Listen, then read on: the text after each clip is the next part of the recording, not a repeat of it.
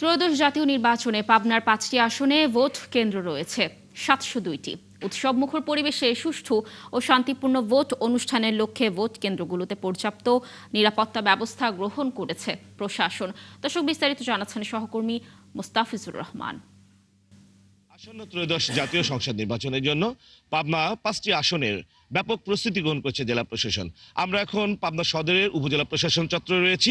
আমাদের যতটুকু তথ্য আছে, এবারকার ত্রয়োদশ জাতীয় সংসদ নির্বাচনে 5টি আসনের পাবনাতে প্রায় ভোটার রয়েছে। পাবনাতে প্রায় 23 লক্ষ ভোটার রয়েছে। এর ভেতরে প্রায় 11,43,000 রয়েছে পুরুষ ভোটার, 11,23,000 রয়েছে নারী ভোটার।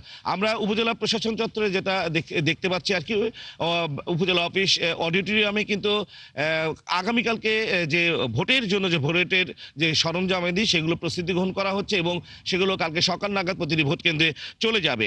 সব মিলিয়ে পাবনাতে ব্যাপক 4 স্তরের নিরাপত্তা ব্যবস্থা গ্রহণ করেছে প্রশাসন, যাতে প্রতিটি ভোট কেন্দ্রে প্রশাসনিক যে দায়িত্ব পালন করবে প্রশাসনের যারা রয়েছেন তারা কিন্তু সেইগুলো নিয়েই তারা কিন্তু মিটিং করছেন এবং এই ভোটের জন্য তারা প্রস্তুতি গ্রহণ করছেন। সব মিলিয়ে প্রায় 31 জন নির্বাহী ম্যাজিস্ট্রেট এবং সব মিলিয়ে প্রায় 1200 সেনা সদস্য সহ নিরাপত্তার দায়িত্বে যে সকল আইন শৃঙ্খলা রক্ষাকারী বাহিনী যারা সদস্য রয়েছেন তারা কিন্তু ব্যাপক প্রস্তুতি গ্রহণ করেছেন এই আগামীকালকে নির্বাচনকে সুস্থ এবং অবাধ করার জন্য।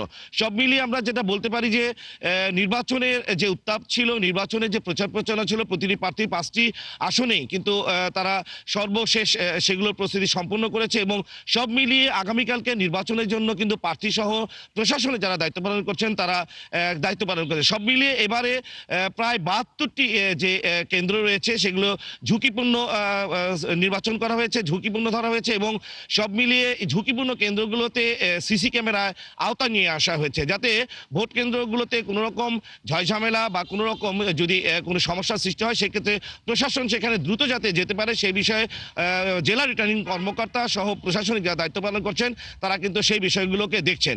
এই ছিল আমার কাছে পাবনার নির্বাচনী আপডেট খবর।